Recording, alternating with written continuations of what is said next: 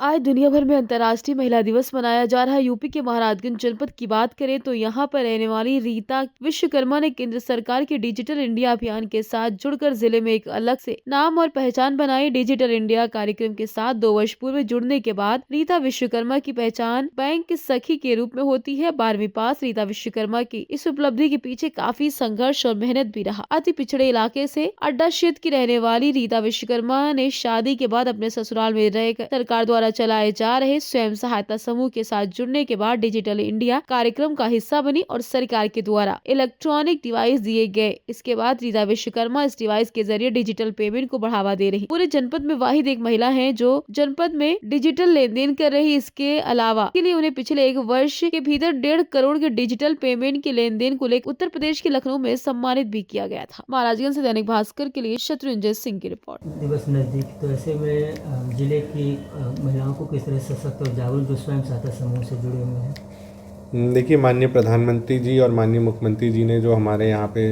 महिलाएं हैं वो उनको NRLM से जोड़ने में बहुत ही एक महत्वपूर्ण भूमिका उनके मार्गदर्शन की है। उसके क्रम में हम लोग यहाँ पे महिलाओं को तमाम तरीके से सशक्त कर रहे हैं, जिसमें बड़ी संख्या में हमारी BC सखी, बैंक सखी, कृषि सखी, आजीविका सखी, इसके अलावा ड्रोन दीदी और इस तरीके की सभी दीदियाँ यहाँ पर कार्यरत हैं, जिनको हम लखपति बनाने के लिए पूरा प्रयास कर रहे हैं। साथ ही साथ अभी जिलाधिकारी महोदय ने यहाँ पे 2 कार्यक्रम और चालू करे हैं, जिसमें जो आंगनवाड़ी कार्यकर्त्रियाँ आंगनवाड़ी में जो बच्चे हैं उनको एक जो पुष्टाहार है वो समूह के माध्यम से, और बेसिक शिक्षा में जो हमारी बच्चों को सप्ताह में 1 बार पुष्टाहार मिलना है उसको भी NRLM के ही माध्यम से हम लोग दिलवाने का काम कर रहे हैं। साथ ही साथ कई हमारी दीदियाँ गोसदन में गोकास्ट बना के और मिट्टी के दिए, वर्मी कंपोस्ट इत्यादि बना के स्वयं भी सशक्त हो रही हैं, अपने परिवारों को भी सशक्त कर रही हैं।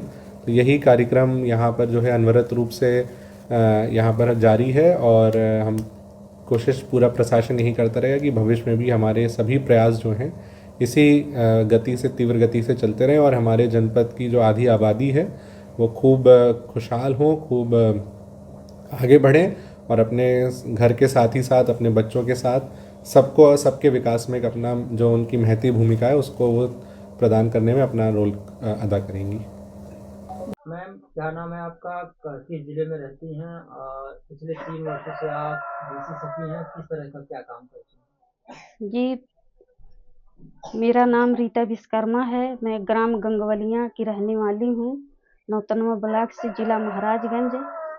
मैं BC सखी पद पे चुनी गई हूँ अपनी ग्राम पंचायत में और काम करते 3 साल हो गया, जिसमें मैं 1.5 साल में 1.5 करोड़ ट्रांजैक्शन की थी, जिसके जरिए मुझे लखनऊ में सम्मानित किया गया था और मैं BC सखी बन के बहुत खुश हूँ। अच्छा काम करती हूँ, लोग मुझे जानते हैं कि ये BC सखी है, बैंक चला रही है। यहाँ आते हैं सब लोग काम कर, उन लोग की भी आसान हो गया, अच्छा लगता है। और मैं अच्छा रोजगार मुझे मोदी योगी जी ने दिए हैं। अपने घर में रह के घर परिवार सब संभाल लेती हूँ और 2 पैसा की रोजगार है वो भी देख लेती हूँ। मुझे इसमें परिवार के लोग कितना आपको मदद कर, आपके पति, आपके ससुर, सास कैसे मदद करते हैं? मना सब नहीं करते कि आप महिला हैं? नहीं मना करते हैं, सास ससुर हैं, पति हैं, नहीं मना करते हैं। बोलते हैं कि मिला है, अच्छा है, पढ़ी है तभी मिला है, BA किए हैं। और अगर नहीं पढ़ी होती, नहीं मिला तो कोई काम करने थोड़ी न देता। सहयोग दिए हैं पति, करिए, मिल गया है काम तो कोई दिक्कत नहीं है। छोटे से रूम बना दिए हैं अपने घर पे, यहीं पे रह के मैं काम करती हूँ। अभी आप खुश हैं? आपको पछतावा है कि आप एक महिला है, या आपको लगता है कि आज के तारीख में महिला भी पुरुषों के साथ चल रही है?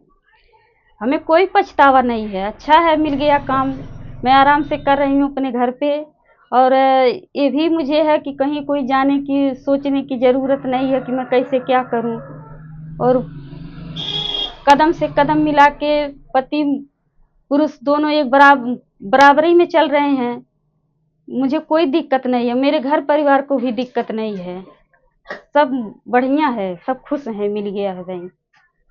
सबसे पहले मैं सबको महिला दिवस की बहुत ही हार्दिक शुभकामनाएं देना चाहूँगी और एक सशक्त भारत सर्वोच्च भारत के नारे के साथ जो ये भारत आगे बढ़ रहा है या तरह-तरह के जो अभियान चलाए जा रहे हैं बेटी पढ़ाओ बेटी बचाओ बेटी पढ़ाओ, तो इन सबको मद्देनज़र देखते हुए मुझे ऐसा लगता है कि शिक्षा बहुत ही एक क्रांतिकारी रूप में अगर हम महिलाओं के लिए देखें तो क्रांतिकारी साबित हो सकती है। क्यों? अगर एक महिला पढ़ेगी तो वो समाज को सभ्य बनाने में एक अच्छा योगदान दे सकती है क्योंकि जो आजकल परिवेश में जो घटनाएँ घट रही है या हम बोलें कि जो थोड़ा संस्कारों में हम देखते हैं कि बच्चे पीछे रह जा रहे हैं या वो कहीं न कहीं जो बेसिक पहला जो स्टेप होता है वो घर से ही शुरू होता है, जो संस्कार आते हैं वो घर से ही आते हैं, शिक्षा तो दूसरा चरण है। और जब बच्चे हमारे पास आते हैं तो मुझे ऐसा लगता है कि महिलाएँ कभी कहीं अपनी बातों को खुल के नहीं कह पाती। तो मेरा काम यही होता है कि लड़कियों को सही हक के बारे में बताया जाए क्योंकि लड़कियाँ सिर्फ़ किताबी ज्ञान को ही ज्ञान समझती है।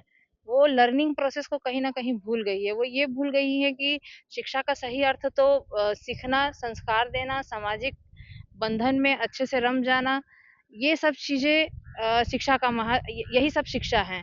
लेकिन उनको ऐसा लगता है कि शिक्षा ही मतलब किताबी ज्ञान ही मेरे लिए सब कुछ है और इन सब चीज़ों के उसमें वो अपने आप को समझ नहीं पा रही है। तो मेरा पहला काम यही होता है कि बच्चों को राइट डायरेक्शन देना, चाहे वो किताबी ज्ञान से हो, चाहे वो सामाजिक ज्ञान से हो, चाहे फिर उनकी सीखने की प्रोसेस से हो। मैं पूरी तरह से उनको कोशिश करती हूँ कि हर पहलू पे मैं उनसे बात करूँ, उनकी समस्याओं को सुनूँ और उनकी समस्याओं को सुलझाते हुए उनको मैं एक सही रास्ता दिखाऊँ। तो मैं शिक्षा के लिए मेरा मेन महत्व यही होता है कि जो मेरा विषय है उससे हट के भी मैं उनसे बातें करूँ और उनकी समस्याओं को सुलझाने का काम करूँ।